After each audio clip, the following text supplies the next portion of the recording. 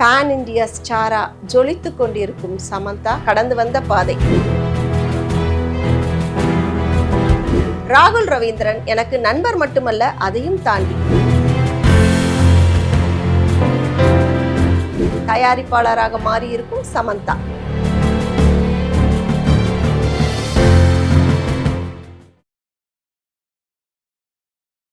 உங்கள் லெஜண்ட் சரோனாவில் அக்ஷய திருதியை முன்னிட்டு தங்க நகைகளுக்கு பவுனுக்கு ரூபாய் 2000 தள்ளுபடி. ஏப்ரல் 22 முதல் மே 4 வரை தி லெஜண்ட் நியூ சரோனா ஸ்டோர்ஸ் பிரம்மாண்டமாய் பாடி.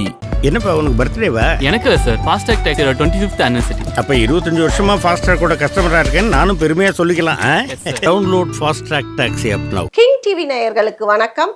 இன்னைக்கு நம்ம சமந்தாவை பத்தி தான் பார்க்க போறோம். சமந்தா 1987ஆம் ஆண்டு சென்னை பல்லாவரத்துல பிறந்தவங்க. கல்லூரி பிகாம் படிச்சுட்டு இருக்கும்போதே இவங்க மாடலிங் துறையில் நுழைஞ்சிட்டாங்க. தமிழ்நாட்டில் பிறந்து வளர்ந்து தமிழ் சினிமாவில் கதாநாயகாக வெற்றி பெற்று இருக்கிறவங்க வெகு சிலர் தான். அதில் இவங்க ஒரு இடத்த பிடிச்சிருக்காங்க. முதல்ல மாடலிங், விளம்பர படம் இதில் தான் நடிச்சிட்டு இருந்தாங்க.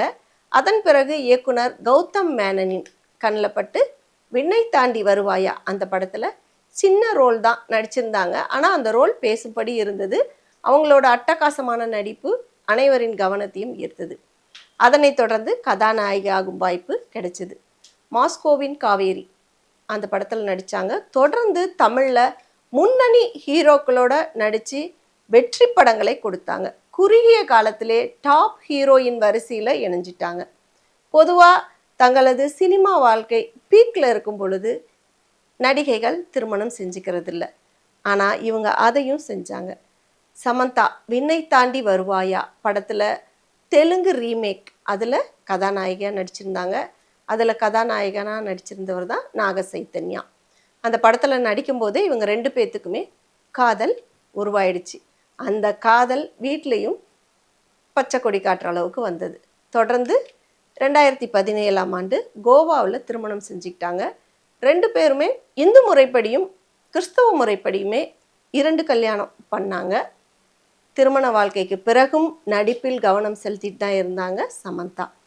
அப்படி அவங்க ஃபேமிலி மேன் உள்ளிட்ட வெப் சீரியல்களிலும் திருமணத்துக்கு அப்புறம் தொடர்ந்து நடிச்சிட்டு தான் இருந்தாங்க. நாக சைத்தன்யா அதற்கு முழு ஆதரவு கொடுத்து பக்கபலமாக இருந்தார். ஆனால் அது ஒரு காலகட்டம் வரைக்கும் தான் போச்சு.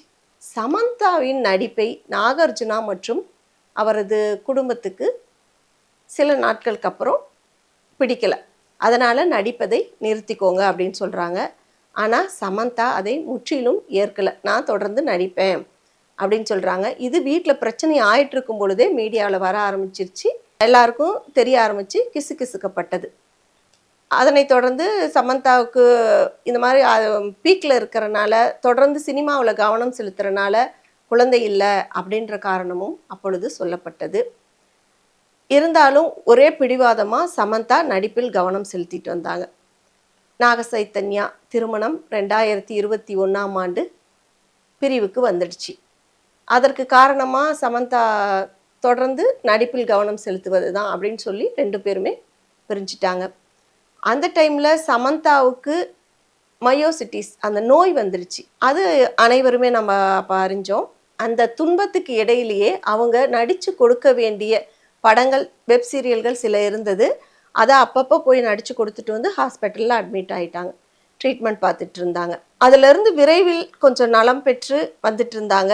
விவாகரத்து பெற்ற பொழுது சமந்தாவுக்கு 200 கோடி ரூபாய் வரை ஜீவனாம்சம் கொடுப்பதா சைத்தன்யா குடும்பத்தினர் சொன்னாங்க, கேட்டாங்க. ஆனால் சமந்தா எதுவுமே வேண்டாம் அப்படின்னு மறுத்துட்டாங்க. ஜீவனாம்சமே வேண்டான்னு சமந்தா சொன்னதுக்கு காரணம்னு பார்த்தா அவங்ககிட்டயே பல கோடி ரூபாய் இருக்கு. அதனால அப்படி முடிவெடுத்திருக்கலாம். அதன் பிறகு சமந்தா சிங்கிளா தான் இன்னைக்கு வரைக்கும் வந்துட்டு வராங்க. ஆனா நாக சைத்தன்யாவோ பொன்னியின் செல்வன் படத்துல வானாதி கேரக்டர்ல நடிச்ச சோபிதாவை காதலிச்சு கல்யாணமும் பண்ணிக்கிட்டாரு. அந்த காதலுக்கு நாக சைத்தன்யா கிரீன் சிக்னல் காட்டி திருமணம் வரைக்குமே நம்ம மீடியா மூலயமா அறிஞ்சிக்கிட்டோம். சமந்தா உடல்நிலை சரியில்லை, இந்த திருமண வாழ்க்கையில் கசப்பு இருந்தது. இதெல்லாமே அவங்களுக்கு பல தொந்தரவுகள் இருந்தாலும் சித்தாத்தல் வெப் சீரியல் அவரது நடிப்புக்கு பெரிதும் உதவுச்சுன்னு சொல்லலாம். அதில் சமந்தாவின் ஆக்ஷன் காட்சிகள் எல்லாம் பட்டையை கிளப்புச்சு. ரசிகர்கள் நாமெல்லாம் வெகுவாக ரசித்தோம், பாராட்டினோம்.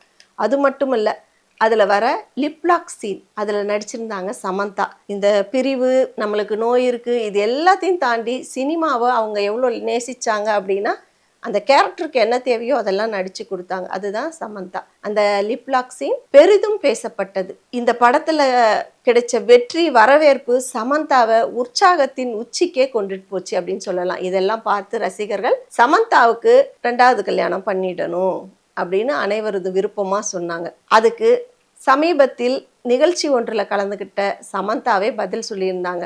நான் அதிர்ஷ்டசாலி தான், இந்த அளவுக்கு நான் முன்னுக்கு வந்ததுக்கு என்னோட கடின உழைப்பு ஒரு பக்கம் காரணம், கடவுள் கொடுத்த பரிசாவும் அதை நான் நினைக்கிறேன். சினிமா கேரியரில் பல விஷயங்கள் எனக்கு மகிழ்ச்சியை தரக்கூடியதாக இருந்தது. மற்ற விஷயங்கள்லாம் நிறைய எனக்கு தெரிஞ்சு நடந்திருக்கு, சில விஷயங்கள் எனக்கு தெரியாமல் கூட நடந்திருக்கு. அதில் மன கஷ்டங்கள் வரும், அதனால் நான் அதை உங்களுக்கு வெளியில் சொல்லலை அப்படின்னு அந்த நிகழ்ச்சியில் சொல்லியிருந்தாங்க.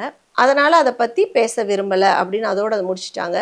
உங்களோட அன்பு மட்டுமே எங்களுக்கு என்றைக்கும் வேணும், ரசிகர்களின் அன்பு மட்டுமே வேணும், அதுதான் எனக்கு சந்தோஷம் அப்படின்னு அவங்க சொல்லியிருந்தாங்க. எனர்ஜி பூஸ்டராக எனக்கு இருக்கிறதும் நீங்கள் கொடுக்கும் அன்பும், கடவுள் அதை நான் நம்புகிறேன், அதுவும் தான் எனக்கு இப்போதைக்கு எனர்ஜி பூஸ்டராக இருக்குது. இந்த 2வது திருமணம் அதை பற்றி இப்போல்லாம் நான் எதுவும் சொல்கிறதுக்கு இல்லை அப்படின்னு சொல்லிட்டாங்க. இந்த மாஸ்கோவின் காவேரி படத்தில் நடித்த நாயகன் ராகுல் ரவீந்திரன் அவர் சிறந்த நண்பர். நான் நோய்வாய்ப்பட்டிருக்கும் பொழுது 1.5 வருடங்கள் காலை மாலை 2 வேளையும் நேரில் எனக்கு ஆறுதல் சொன்னார். அந்த அளவுக்கு அவரு மேலேயும் நான் நல்ல மரியாதை வச்சுருக்கேன், அவரும் என் மேலே நல்ல மரியாதை வச்சுருக்காரு. அவங்க கொடுத்த ஆறுதல் எனக்கு மிகவும் தெம்பு ஊட்டுவதாக இருந்தது. அந்த நட்பு இன்றளவும் தொடர்கிறது. அதை நட்புன்னு சொல்லணும், அதுக்கு மேலே சொல்லலாம். அவர் எனக்கு ஒரு சகோதரர், என்னோட குடும்பத்தில் ஒருத்தர் அப்படின்னு சொல்லியிருக்காங்க. என்னுடைய ரத்தம் அப்படின்னு சமந்தாவே சொல்லியிருக்காங்க. அவங்க ராஜமௌலி நானி படத்தில் தமிழ் தெலுங்கு 2 மொழிகளிலும் நடிச்சிருந்தாங்க. அவங்க முன்னணி நாயகியாக உயர்த்தியது இந்த படம்னு சொல்லலாம். கதாநாயகியாக மட்டுமின்றி சோலோ ஹீரோயினாவும் படங்களை தேர்வு செய்து வெற்றி நாயகியாக வலம் வந்தவர் தான் நடிகை சமந்தா. தற்பொழுதும் வெற்றி தொடர்ந்து கொண்டு தான் இருக்குது. சமந்தா ஃபேமிலி மேன் அதோட இன்னொரு வெப் சீரியல் நடிச்சிட்டு இருக்காங்க. இப்போ பாலிவுட்லேயும் காலடி எடுத்து வச்சுட்டாங்க. அதுவும் அவருக்கு வெற்றியை தான் கொடுத்துட்ருக்கு. தற்பொழுது சுபம் என்கிற ஹரார் அந்த படத்தின் மூலம் தயாரிப்பாளராகவும் அறிமுகமாகியிருக்காங்க. அதில் சிறப்பு தோற்றத்தில் நடிக்கிறாங்க. பேன் இண்டியா ஸ்டாரா ஜொலித்து கொண்டிருக்கும் சமந்தா அந்த நோயிலிருந்து விரைவில் முழுதுமாக மீண்டு இன்னும் பல வெற்றி படங்கள், வெப் சீரியல்களை நம்மளுக்கு தருவார் என்று நம்புவோம். இது போன்ற தகவல்களுக்கு கிங் டிவியுடன் இணைந்திருங்கள். நன்றி. உங்கள் லெஜண்ட் சரோனாவில் அக்ஷய திருதியை முன்னிட்டு தங்க நகைகளுக்கு பவுனுக்கு ரூபாய் 2000 தள்ளுபடி. ஏப்ரல் 22 முதல் மே 4 வரை தி லெஜண்ட் நியூ சரோனா ஸ்டோர்ஸ் பிரம்மாண்டமாய் பாடி. என்னப்பா உனக்கு பர்த்டேவா? எனக்கு இல்லை சார், ஃபாஸ்டாக் டேக்கரோட 25th anniversary. அப்போ 25 வருஷமா ஃபாஸ்ட்ராக் கூட கஸ்டமராக இருக்கேன்னு நானும் பெருமையாக சொல்லிக்கலாம். Download Fastrack taxi app now.